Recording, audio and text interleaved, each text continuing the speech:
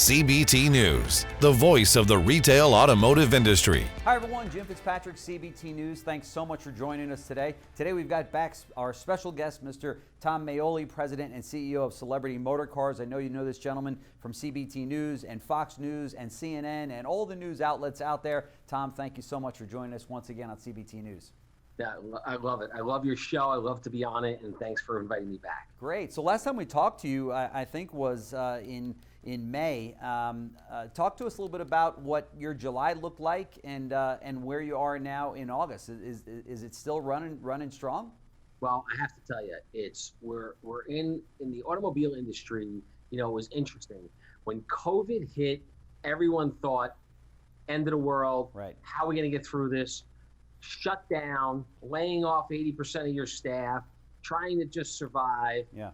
And now it's unbelievable. You know, the barrier became the blessing. We're in a perfect storm. Yeah. We are in a perfect storm because we have low inventories. Now that sounds like a problem, right? But it's not. And you know, it could become a problem, but low inventories are it's supply and demand. It's business 101. Right. Our margins are out the roof. Right. Because our inventories are low. So margins are up, and just add to that people don't want to shop multiple stores because of COVID. Yeah. No one wants to go to 1, 2, 3, 4 stores right. shopping pricing anymore. That's they right. want to come in, they want to make the right deal, they trust us, and they're out the door. On the flip side, the service departments are booming, and the reason they're booming is because no one's air traveling, no one's traveling across the country, so they want to get their cars in tip-top condition. They're all going to the local beaches. They're all spending time in local places where they can get in the car for a day ride with their family and get out of the house. So it's a perfect storm, and add to it the lowest interest rates in the history of the country. That's right. We're talking floor plans at sub 2%. I mean, it's unreal. Yeah, there's no question about it. Is there a concern though that we hear when we watch the news, that this virus is rearing its ugly head again, and that case numbers are up, death rate is up. I mean, what do you say about that? Should dealers be concerned about the next 3 to 6 months? Well, listen. Yeah, unfortunately, in every business, and I say this all the time, when someone, we're all day to day. I mean, right? So we go through life, and and we think that we're invincible, but we're all day to day. Anyone who's not looking in the future and trying to predict and trying to figure out how to manage their business next month and the month after is setting themselves up for failure. I'm always looking at what the next 6 months looks like. Listen. Clearly, COVID is an issue. It's until they come up with a vaccine, it's here. It's going to be here for a while. We just have to navigate our way through it. I don't think that we're going to get to the point where we have more shutdowns. So as long as they don't shut down the businesses, I think we're going to be fine. There may be an adjustment in volumes, in service volumes, and people coming out. But you know what? Listen, we're all trained now. Everyone's wearing masks. Everyone's taking the proper precautions. We're sanitizing the dealerships. We're sanitizing the cars. There's hand sanitizer all over the place. Everyone's instructed to wash their hands a couple times a day. So we're much more prepared for this if it does spike again. So it's really just kind of a new way of life for us. I mean, at least for the immediate future, and people are navigating around that and moving on with their lives. Yes, listen, sadly, it is a new way of life, but you have to listen. You have to get out and live your life. Listen, it was like after 9/11. I don't know, if everyone can remember that, but I remember after 9/11, it was just like eerie. It was like no one wanted to go out of their house. Everyone was like, "Are we going to be attacked again?" And then little by little, they started getting out, and that's how I think that's where we're at. We're in a world where, listen, people are now saying, I'm going to go out. I'm going to wear a mask. I'm going to be safe and smart, but I have to live my life. I have to go to a restaurant. So we sit outside instead of inside. So what? We have to go to the car dealership. We have to go to the grocery store. These are things we have to do. And, there's a social aspect to this. People like going to a good quality car dealership, getting their car serviced. They get in that car. It's fixed. They know it's clean and sanitized, and they feel good about it. Yeah, for sure. Hey, let's switch gears a little bit. I know that you're friends with President Trump. Yes. He's got a big election in less than Big 90 days election. away to be reelected. Yes. What say you on that? Do you think he's got a shot, even though Biden seems to be 10 points ahead in most all of the polls that you look at? Listen, I saw him a couple weekends ago, last weekend at the Bedminster Golf Club, and we chatted for a little bit. Obviously, he's always busy and running around, but we chatted for a little bit. The reality of it is he was behind the polls last time with Hillary, big time. So I don't trust these polls. Right. And nor I don't think he does either. So at the end of the day, I think I listen. It's going to be a closer race than it was last time. But I think he comes out smelling like a rose because, we're living in a world now where, yes, COVID destroyed us and took us down to our knees. But look at the economy. Look at how strong we came back. Look at the stock market. Right. Look at the employment numbers, even through COVID, are now coming back. People are getting back to work. And, listen, if you look at the two plans, his plan is much better than Biden's plan. Biden doesn't have a plan. He has a plan to move this economy and get it back to where it was and grow it again. Just his infrastructure plan, to rebuild our infrastructure is, you're talking about putting millions and millions of people to work to rebuild our infrastructure. Right. Guess what? Every one of those people is going to go out. Every one of those people are going to go out and buy new cars. Yeah, that's right. That's right. Yeah. On a scale from 1 to 10, and you're his friend, so I'm going to factor that in there. But how would you rate the job that he's done managing the pandemic? Listen, you could find fault in everything. I'm his friend, and I can find faults in certain things that I think could have been handled differently. But, everybody's a Monday morning quarterback. When you're in the middle of the Super Bowl and you're trying to call a play that you think is going to work, you call the play that you think is right at the moment. Sometimes it doesn't work. Sometimes you get intercepted. Sometimes you get tackled or sacked. It doesn't always work exactly the way it's supposed to work. Sure. I think you have to look at the intent. I think his intent was there. I think he wanted the local, governors to make decisions because they're the feet on the street. They knew where the hot spots were. They knew how to handle this. So I think he made an intelligent decision in doing that. I think there could have been more federal aid and support. But listen, PPP was a lifesaver. Yeah. Not just for the car business. Right. For everybody I talked to. That's I mean, right. that was an amazing decision to go out and give loans and forgiveness loans if you brought people back and employed them. Yeah. For businesses that were suffering, restaurants, car dealerships, all kinds of businesses that got that PPP money. That's right. That was oxygen. That kept them alive. Yeah. Do you think that we need to see more of that coming out of Washington? Should there be more federal aid for not consumers, but for citizens as well as businesses? Well, listen, I think you're going to see another package. I think it's not going to be as big as the last one because we're not in the position that we were in last time. But I think you're going to see another package. You're going to see another package for the consumers. I think that one of the things that it's interesting. Obviously, we run into these cycles in the economy where technology comes out. I remember the internet boom, and everyone was like, everything changed, right? The world changed, and it's like, how do we do business? Well, we're in a new world now. How do you do business post-COVID, right? Right. I mean, look at office buildings. I know. Right? People are not going to go back. They're going to go back, but a lot of people That's are right. closing down office space. Yeah, because Google canceled 2 million square feet of office space because they said Right. we don't need it. Exactly. You don't need it anymore. Yeah. So we're, listen, as entrepreneurs, we need to learn to adjust. No different than, I'll use the analogy of a football game. We're in the Super Bowl and the plays that we're calling are not working. We need to adjust. Right. And I think that's the key to being successful is we make those adjustments and we figure out how to live in post-COVID times, and we'll run our businesses accordingly. And I have to tell you, not only are our margins up on our retail side, our overhead's way down because during this process, we took out so much overhead that we didn't realize we didn't need. Right. We Is part need of that overhead that you speak of, is that also human capital? Did you realize that if you had to furlough people or lay them off, that not everybody necessarily needs to come back, as some other dealers have found? Some of it's human capital. Yes, it is. And Yeah. You know what? Respectfully so, it's the right thing for the company and for the profitability of the company. Right. And listen, obviously me personally, I don't know what other dealerships do, but we do our best to try and place those people, find them jobs, give them some support through the process. Unemployment's still high, the unemployment dollars that they get. So between all of that, we try and, ease the pain for them. Right. But the reality of it is if the whole organization is not operating properly and not profitable, it's going to hurt the whole team. Right. So yes, some of it is that, some of it is marketing and advertising, and it's all across the board. But we've saved hundreds of thousands of dollars in cost structure that may never come back. Yeah, that's incredible. Are you back to full budgets on marketing to your market there? Are you advertising and back to pre-COVID levels?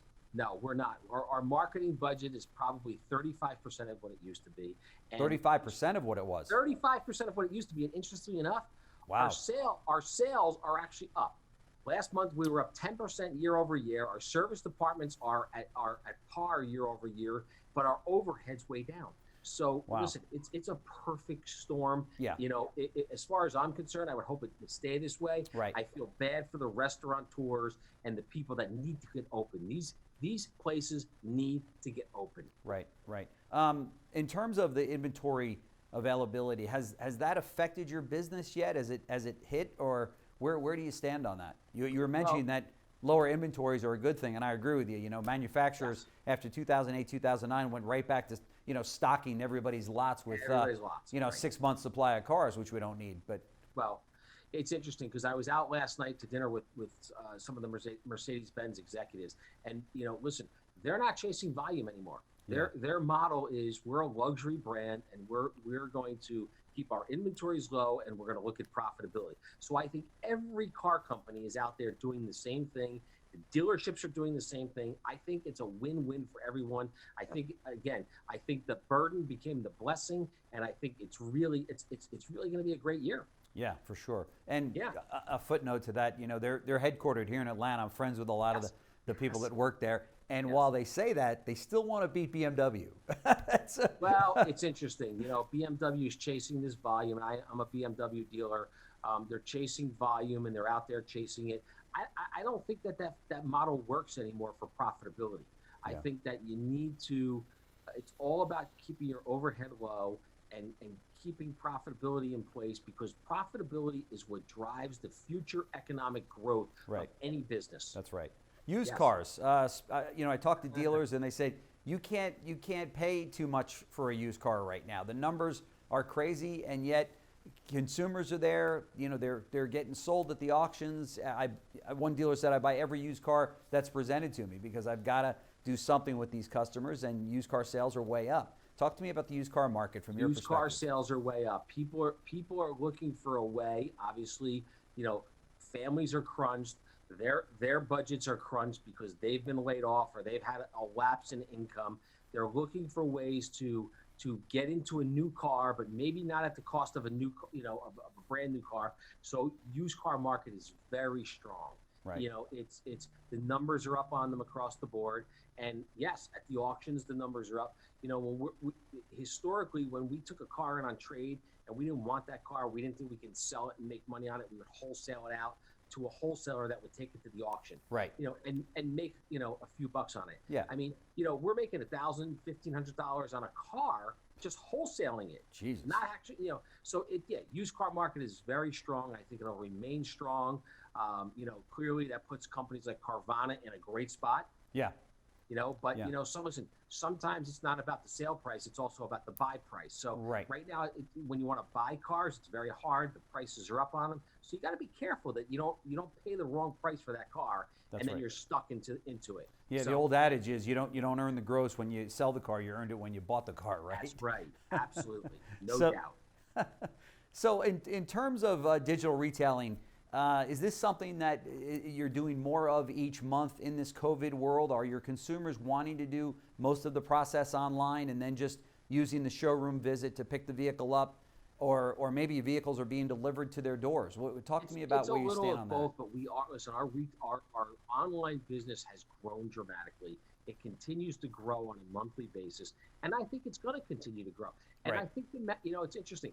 I just met with Lexus this morning because they have an image program on all of their dealerships, and we had these conversations, and we talked about how the future is not the brick and mortar model, And yes, it'll be there, but the brick and mortar model is just going to be a distribution center.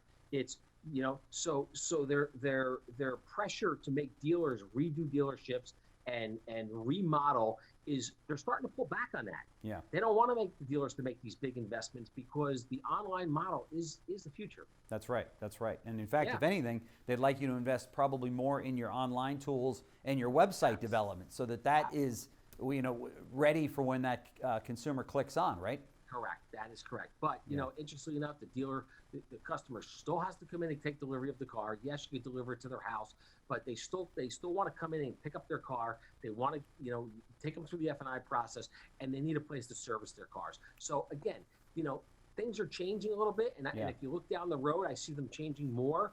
But I think it's a perfect storm for more profitability.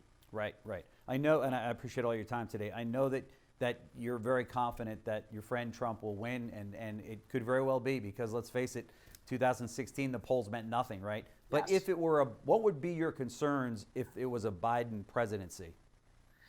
Listen, obviously, everybody has their views, and I got to be careful not to make this political, but I think the Democrats. I think we just did. Yes, I know, but I think the Democrats. That's okay. They want to come in and they want to roll back a lot of programs that were put in place to help entrepreneurs and businesses expand. And I say this all the time, and I will make it very short and sweet. Without entrepreneurs and businesses, people don't have jobs. That's right. You can't have an economy just on governmental jobs. That's right. There has to be entrepreneurs and businesses that create commerce. And we're the guys, guys like me and that are own businesses, and we're the guys that make the investments and take the risk to open up a business, run a business, and create those jobs. That's right. So you need a mechanism to propel that forward. And this is not new. This was started by Alexander Hamilton. Yeah. This is the way the economic system was set up by Alexander Hamilton. If you ever went to see the play Hamilton, it's amazing because it spells out how this whole thing was laid out and how he created this system where you can borrow money, or you can get investors and into your business, and you can grow a business and create jobs and create profitability, which, by the way, you re-spend into the economy, and the economy continues to grow. Right. When you start challenging that and cutting off the supply lines to that, it's damaging. And that's what I see the Democrats' plan is. And it becomes more of a governmental society where government's supporting things. And, historically, that doesn't work. That's not the way America was set up. Right. Yep. You're right. You're right. Before I let you leave, what is your forecast for the second half of the year? Right now, we're sitting at about 14 million SAR, down from 16.8 million that we went into in January for the industry. When do you think we'll get back to a 16, 17 million SAR? And how do you think we'll finish the year? Listen, I think we're going to finish the year about 15. I mean, as a dealer, I don't want to get back to 16. I don't want the volume. I want profitability. You're a gross man now. Yeah. You've seen the light. Yes. And, That's right. and the reality of it is, I think this cycle is going to run for the next 2 or 3 years. Right. Until we have another cycle and something changes. And I think, listen, Biden getting into the White House will change things. There is no doubt. But I think that the people, and I'm not trying to promote, my friend and the president, but I think people need to realize and look back over the last 4 years, what he's done, what the economy has done. Look at the stock market. It just keeps going. It's at all-time highs. I know. And that's because people believe in the U.S., in the economy. And if we continue that process, it's going to help everyone. Everyone benefits from it. Yeah, no question about it.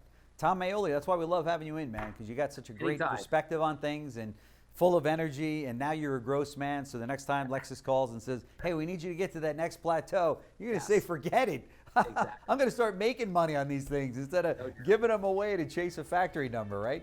Exactly. Oh, that's great. Thank you so much for joining us. We really appreciate anytime. it. Love to be on your show, and keep up the good work. You guys doing a great job. Great. Thank you so much. Thank you. All right. Take care. Thanks for watching CBT News, the voice of the retail automotive industry. CBT Automotive Network is a part of the JBF Business Media family.